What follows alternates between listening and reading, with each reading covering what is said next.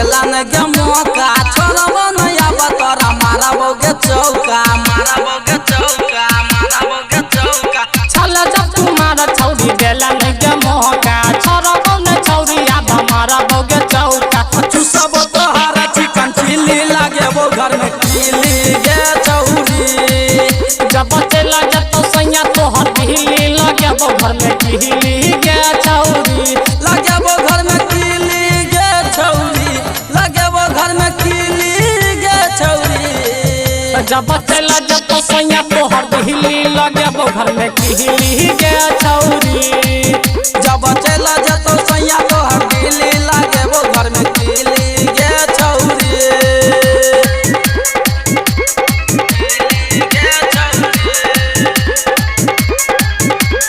DJ Sami Boss, DJ Sami Boss, DJ Sami Boss, DJ Sami Boss.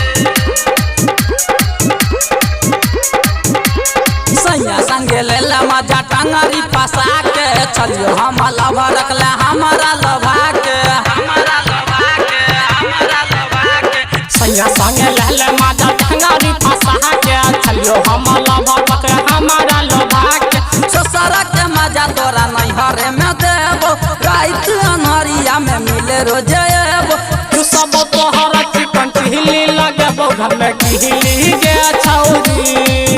तब तू सब तोहरा चिकन चिल्ली लागे वो घर में कीली गे छौरी लगे वो घर में कीली गे छौरी लगे वो घर में कीली गे छौरी जब चला जतो सैया तोहर ढीली लगे वो घर में कीली गे छौरी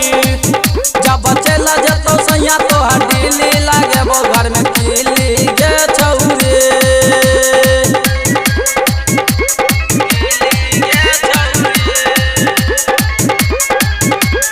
DJ Sami Boss, DJ Sami Boss, DJ Sami Boss, DJ Sami Boss.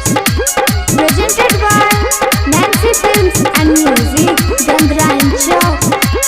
साजन रंगीला के मनला ने बात गे राइटर संजीत संगे कटला तू रात गे कटला तू रात गे कटला तू रात गे परवीन परवाना के मनला ने बात गे राइटर संजीत संगे कटला तू रात गे सोनू कमले से तू रखी है गयारी फुलल तू रख अपन घर के केवारी अच्छे लगे तो सैया तो हटीली लागे वो घर में कीली गे छौरी